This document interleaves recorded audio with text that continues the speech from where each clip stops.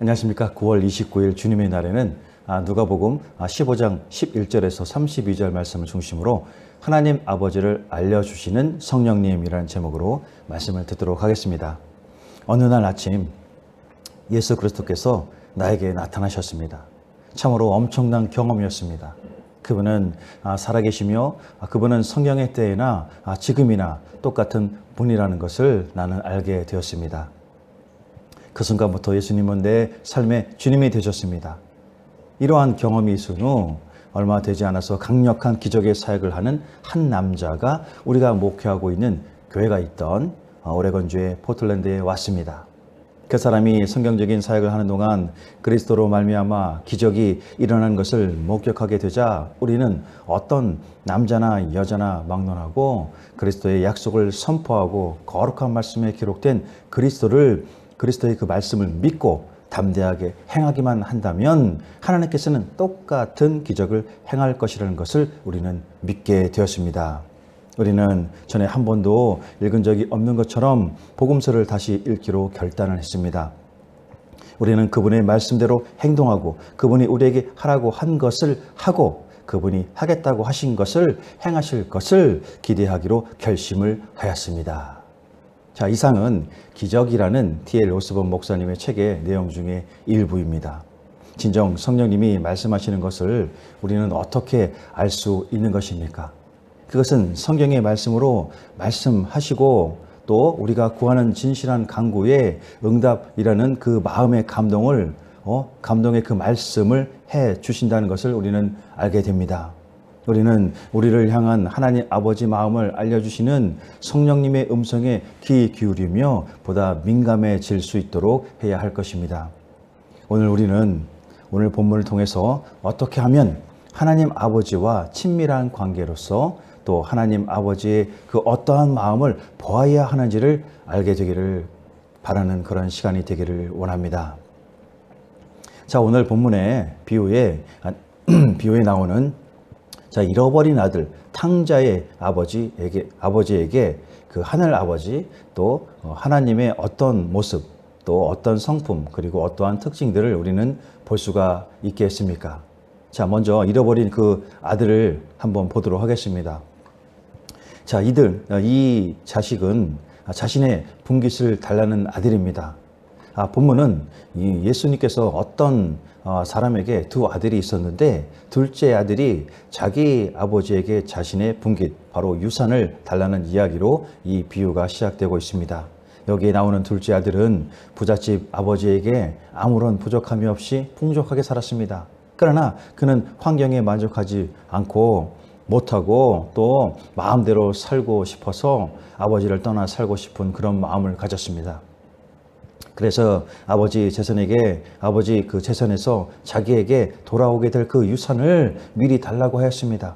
그래서 그 부잣집 그 아버지는 둘째 그 아들에게 재산을 나눠주게 됩니다. 자, 아버지로부터 자기 재산을 받은 그 둘째 아들, 그 아들은 곧바로 그 재산을 가지고 먼 나라로 떠나버립니다. 그리고 그는 그곳에서 허랑방탕하게 삽니다.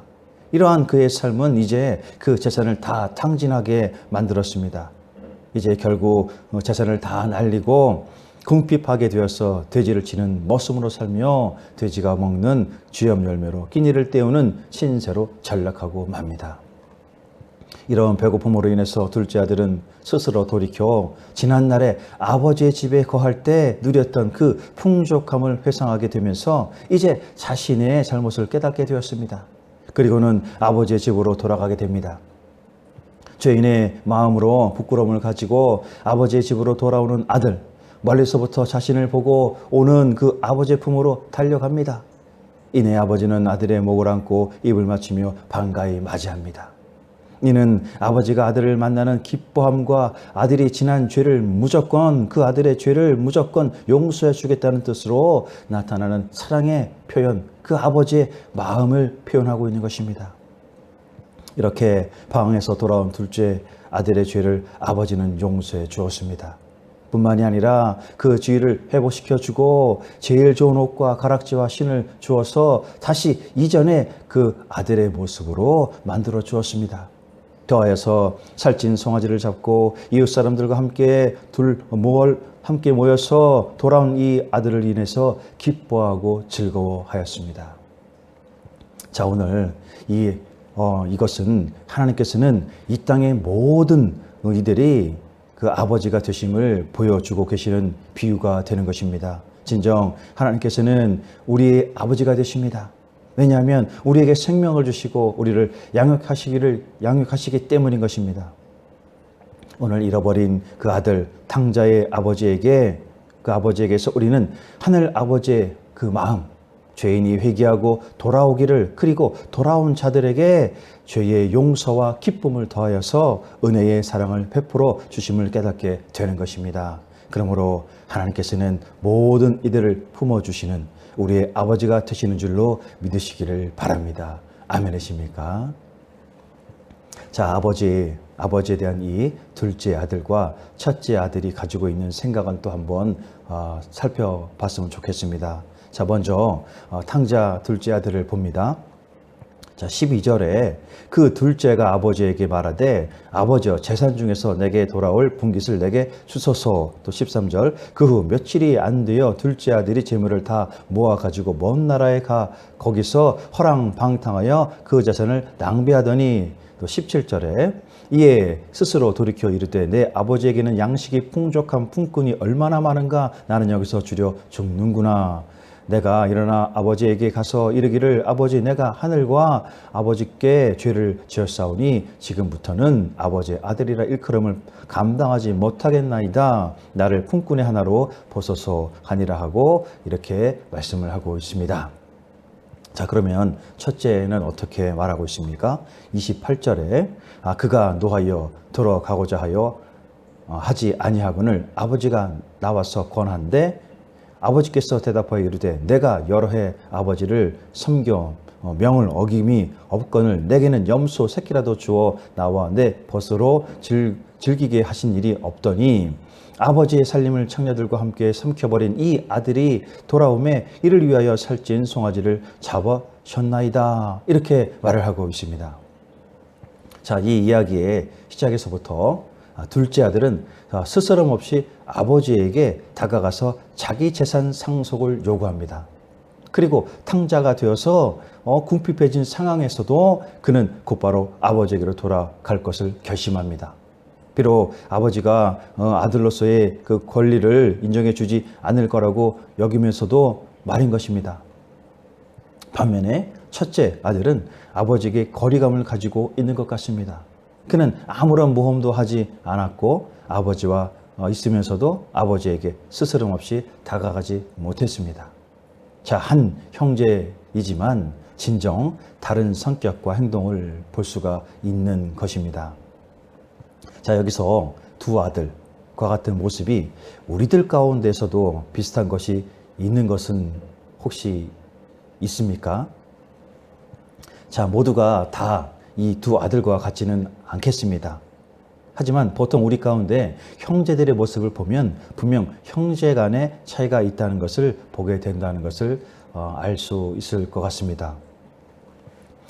제가 신학교를 다닐 때 저와 또래는 아니었지만 그래도 같은 학년의 학생들보다는 복학생 정도 되는 나이에 입학을 한 형제가 있었습니다. 사실 그것도 저에 비하면 매우 젊은 것이었는데 아무튼 그 친구나 저는 다소 늦게 신학을 한 그런 케이스입니다. 자, 이 친구는 매우 순하고 성실한 형제였는데 집안이 목장을 하고 있었습니다. 그리고 그 밑에 남동생이 한 명이 있었는데 그 동생은 이미나 먼저 신학을 하고 있었고 형이 조금 늦게 신학을 하게 된 것입니다. 한마디로 두 형제 모두 신학을 하는 입장인 것입니다. 남동생도 성실하고 착한 친구였는데 자기의 그 사명이 뚜렷하여 매우 열심인 그런 동생이었습니다. 그런데 한 학기를 마치고 다음 학기가 되자 이 형제 중에 형이 학교를 그만둔 것입니다. 어찌 된 것인가 싶어서 연락을 해도 묵묵부답이었고 그 후로는 학교에서 만나보지 못했습니다. 반면에 동생은 대학원까지 마치고 곧바로 사역지와 이어서 안수까지 받고 목회를 하였습니다.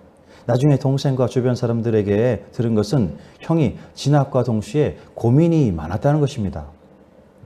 자, 자신은 장남으로서 부모님이 목장을 하시는 그 고난스러운 일을 잘 알기에 동생과 함께 목회자로서 준비하는 것이 큰 부담으로 다가왔다는 것입니다. 그래서 학교를 그만두고 부모님을 도와서 목장 일을 하기로 결정을 했고 학교 사람들과 연락을 안 하기로 했다는 것입니다. 자, 이 이야기를 들었을 때 다소 실망감을 들었지만 생각해 보면 그가 얼마나 고민이 많았구나 하는 공감도 생겼습니다.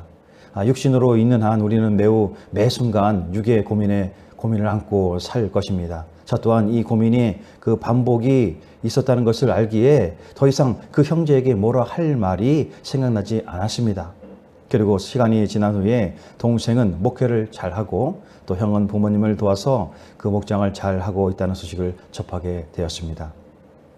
지금 이 이야기가 오늘 탕자와 무슨 상관이 있나 싶겠지만 생각해 보면 자신이 처한 갈등과 고민 가운데 하나님이 바라시는 것과 또 세상 걱정으로 인해서 해야만 할 것 같은 일들 중에 과연 자신이 어떤 선택을 하는 것이 바람직한 것인지, 아니 보다 명확하게 그리스도인으로서 어떻게 해야 하는지를 생각해 볼 필요를 가지게 되는 것입니다.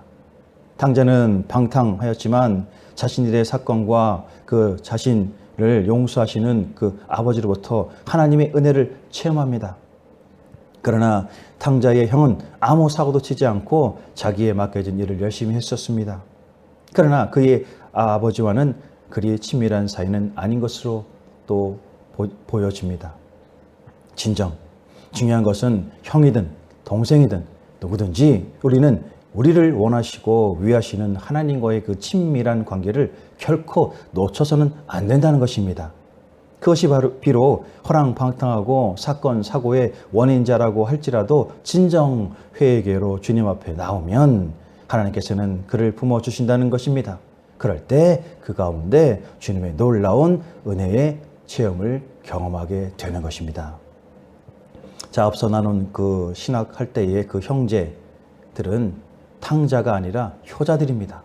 그러나 하나님이 보시기에 진정 그 선택이 옳은 것인지 아니면 끝까지 처음 길에서 벗어나지 않는 것이 옳은 것인지는 당사자와 하나님만이 아실 것입니다. 그러나 한 가지 분명한 것 하나는 그의 선택 가운데서 그리고 다른 길 가운데서도 진정 하나님께서는 그 형제가 당신과의 친밀함을 잃지 않기를 진실로 바라신다는 것입니다. 그러므로 우리의 인생에서 우리의 연약함으로 마치 탕자가 방황하여 넘어져서 그것으로 그치는 것이 아니라 그 연약함 속에서 진실로 자신의 부족함을 깨닫고 아버지께로 돌아옴으로 언제나 우리와 함께 하시는 하나님 아버지를 만나야 할 줄로 믿습니다. 아멘이십니까? 자, 오늘 본문에서 아버지와 아들의 관계에서 알게 되는 친밀함이 있다면 그것은 어떤 것이겠습니까? 자, 먼저 아버지와 둘째 아들의 관계를 한번 보면 어떠한 모습으로 보여집니까? 이 둘은 대화가 오고 가는 가까운 사이가 분명합니다. 아버지는 둘째 아들을 존중해서 그의 뜻을 수용합니다. 탕자 둘째 아들은 자신이 언제 아버지를 실망시켰는지 알았고 또 용서를 구하기 위해 그 아버지께 나갈 줄 또 알았습니다. 진정 이들 사이에는 자유롭고 존중하는 부자 간의 친밀감이 있었습니다. 자, 다음으로 아버지와 첫째 아들의 관계는 또 어떻게 보여집니까? 자, 이들 사이에는 친밀감이 거의 없어 보입니다. 이들 간에는 서로 오가는 것이 없었습니다. 그래서 이들의 관계는 매우 서먹하게 느껴지게 됩니다. 그러면 이 형제들, 두 형제 간의 관계는 어떠한 모습으로 비춰집니까? 한마디로 이 형제 간은 별로 친하지 않는 그런 사이인 것 같아 보입니다. 자, 그러면 이 삼부자의 관계에서 보듯 우리 자신은 하나님과의 친밀감을 경험하며 살고 있는 것입니까? 조영기 목사님의 설교 가운데 이러한 그 이야기가 있습니다. 고아의 아버지로 불리우는 조지 밀러는 고아원을 운영하면서 5만 번의 이상의 기도 응답을 받았는데 그는 언제나 기도하기 전에 그것이 하나님의 뜻인지를 알기 위해 성경을 찾았습니다. 성경을 통해 하나님의 뜻이라는 확신이 들면 절대로 뒤로 물러가지 않았습니다. 그는 하나님의 뜻이 이루어진 것을 확신했기 때문인 것입니다. 밀러 목사님의 선교사로 가기 위해서 영어를 배우러 독일에서 영국으로 갔습니다. 그런데 하나님께서는 그에게 말씀하셨습니다. 너는 영국에서 고아의 아버지가 되어라. 그래서 말씀에 순종하여 고아원을 세워서 5천여 명의 그 영국의 고아들을 돌봐 주었습니다. 그런데 하루는 아침에 고아원에 출근을 했는데 직원이 와서 오늘 아이들에게 먹일 아침밥이 없다고 말하면서 어떻게 하냐고 물었습니다. 이때 뮬러 목사님은 구하라 주실 것이요, 또 찾으라 찾을 것이요, 문을 두드리라 그러면 열릴 것이다 라는 주님의 그 말씀을 생각하면서 그런 말을 믿어야 되지 않겠는가 라고 말하면서 이 시간에 기도하자고 하면서 이렇게 말을 합니다. 아침밥을 밥상을 차려 놓았습니다. 하나님이 밥을 주십시오. 또 주님만 믿습니다 라고 이렇게 기도를 한 것입니다. 자, 그런데 그때 트럭 소리가 나서 보니까 트럭이 음식을 잔뜩 싣고 와서 고아원 앞에 딱 거니 멈추는 것입니다. 그리고 이 트럭이 어디서 왔는지 그래서 궁금해서 물어보니까 지난밤에 런던에 부자들이 모임이 있었는데 그 행사를 위해 음식을 많이 만들었다가 모두 남았다는 것입니다. 그러는 중에 한 사람이 그 조지 뮬러 고아원에 갖다 주면 좋겠다라는 그런 말을 해서 오늘 바로 내일 새벽에 갖다 주어라. 그래서 오늘 이 아침에 오게 되었다라고 말을 했다는 것입니다. 자, 진정 놀랍고도 신비한 이야기입니다. 그런데 이 신비한 그 신비가 조지 뮬러 목사님과 이 고아원 아이들에게는 실제였다는 것입니다. 진실로 하나님 당신의 자녀들을 위한 친밀한 모습이라고 볼 수가 있는 것입니다. 자, 하나님께서는 자신들의 생각과 마음의 의사를 존중하는 분이십니다. 하나님께서는 당신의 자녀가 선택할 수 있도록 하신다는 것입니다. 오래전 그 아담과 하와에게도 자신들이 선택하도록 하나님께서는 자녀들을 존중하시고 강요하지 않으셨습니다. 단지 하나님의 절대 명령 하나만 어기지 않기를 바랬을 뿐입니다. 그리고 성경 가운데 역사 가운데서도 나타나듯이 우리가 내린 선택 때문에 우리 자신과 하나님 그리고 타인에까지도 피해가 가는 경우, 예를 들면 다윗의 그 간음과 우리아를 죽게 한 그 범죄와 같은 경우에도 그의 선택을 지켜보고 계셨습니다. 이 같은 선택이라는 경우를 본다면 오늘 탕자의 비유에 잘 나타나 있습니다. 첫째 아들은 일하며 아버지와 일하기로 결심하고 선택합니다. 그런데 첫째는 나중에 분노를 보입니다. 이는 아버지로부터 부족함 없이 필요를 공급받을 수 있었음에도 그는 그것을 말하지 않았습니다. 그래서인가 그는 아버지와 섭먹한 거리감을 두는 듯 태도를 보입니다. 이와는 반대로 둘째 아들은 어떻습니까? 자, 그는 아버지에게 예의 없는 요구를 합니다. 그럼에도 아버지는 그 요구를 들어주시고 결국 둘째는 허랑방탕한 생활을 하고 이후에 거짓골이 되어서 회개하고 집에 돌아옵니다. 그때 아버지는 다시 한번 둘째 아들을 받아주십니다. 진정 하나님께 자신을 드리고 또 도움을 바라는 것은 그 마음에 주님을 의지하는가 아닌가의 마음이 드러나게 되는 것입니다. 그러므로 이에 따라서 하나님과의 관계에도 그 친밀함, 한마디로 주님께 전적으로 의지하는가에 있어서 그 관계가 달라지게 된다는 것입니다. 앞서 조지 뮬러 목사님 역시도 또 주님과의 친밀한 가운데 전적으로 주님만을 의지하는 관계에서 그 많은 응답의 역사로 일평생 수많은 아이들을 돌볼 수가 있게 된 것입니다. 자, 로마서 우리 8장 15절 16절을 말씀을 한번 보도록 합니다.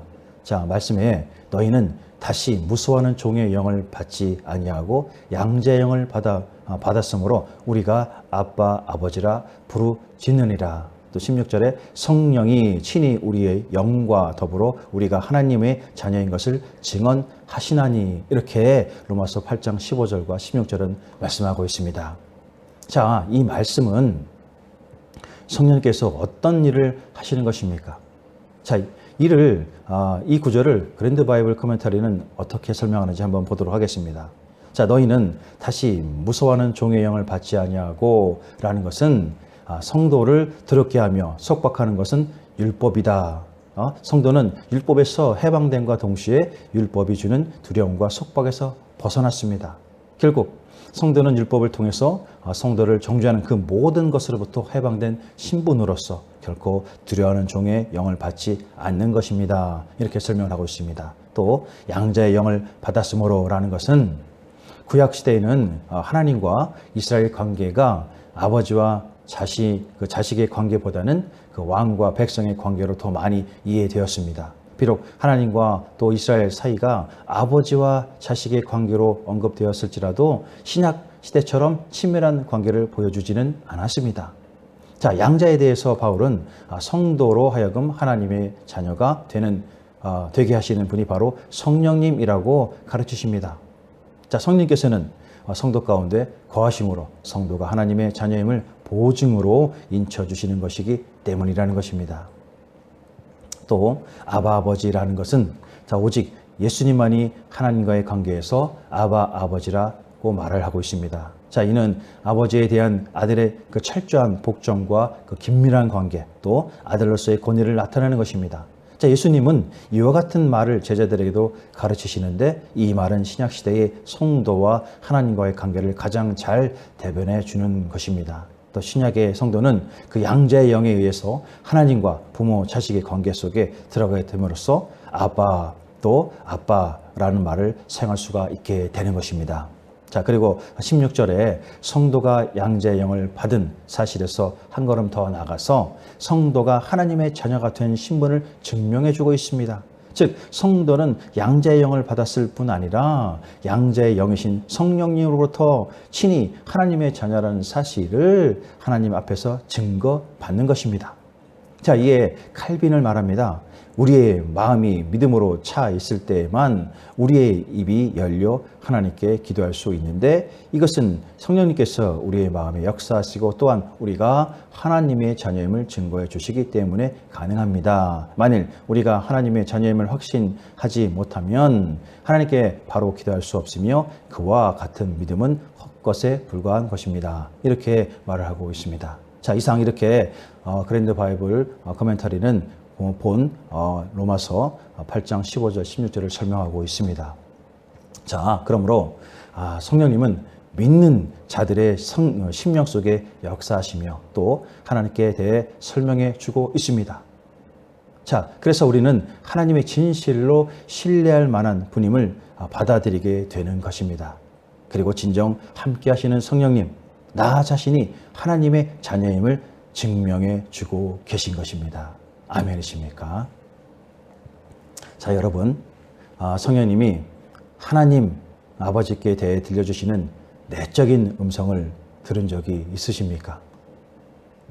자, 우리는 말씀을 읽을 때, 또 말씀을 묵상할 때, 기도할 때, 찬양할 때나 또 더해서 조용한 그 가운데 주님 앞에 있을 때든지 언제나 주님의 음성을 들어야 할 준비를 해야 할 것입니다.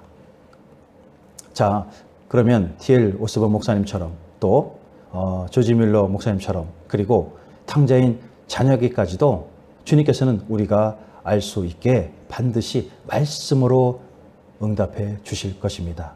그럴 때 자녀인 우리는 하나님 아버지와 이전보다 더한 친밀한 그 사랑을 느끼고 또 깨닫게 될 것입니다.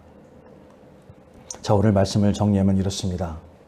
탕자인 둘째 아들은 아버지에게 자기 몫의 유산을 미리 줄 것을 요구합니다. 그리하여 그것을 가지고 허랑방탕한 생활에 빠져 삽니다. 이런 탕자는 결국 모든 재산을 탕진하고 돼지를 치는 일꾼의 종으로 먹을 것이 없이 돼지가 먹는 쥐염 열매를 먹기도 벅찬 초라한 신세로 전락하고 맙니다. 이것은 아버지의 품을 떠난 하나님을 멀리하고 벗어난 스스로가 살아보겠다는 우리 인간들의 모습을 상징하고 나타내는 모습인 것입니다. 진정 하나님으로부터 도망친 인간은 진짜 자유를 얻는 것처럼 보이지만 사실은 그 결국은 세상 일꾼의 종으로 돼지 울타리를 벗어나지 못하는 자유가 박탈된 비참한 몰골에 빠지게 되는 것입니다. 그러나 진정한 그러한 상황에서 있는 인간일지라도 진실로 주님 앞에서 철저히 회개하고 다시 하나님의 품으로 아버지 품으로 돌아온다면 하나님께서는 은혜의 사랑으로 회개한 죄인을 기쁘게 받아주시는 하나님의 아버지의 마음을 깨닫게 되는 것입니다. 아멘이십니까? 진정 성령님은 하나님 아버지에 대해서 오늘 우리에게 온전한 사랑이야말로 모든 두려움으로부터 자유하게 되어짐을 분명한 음성으로 깨달을 수 있도록 도와주고 계십니다. 이 시간, 이 시작되는 한 주, 이와 같은 저와 여러분 모두가 되시기를 간절히 바랍니다.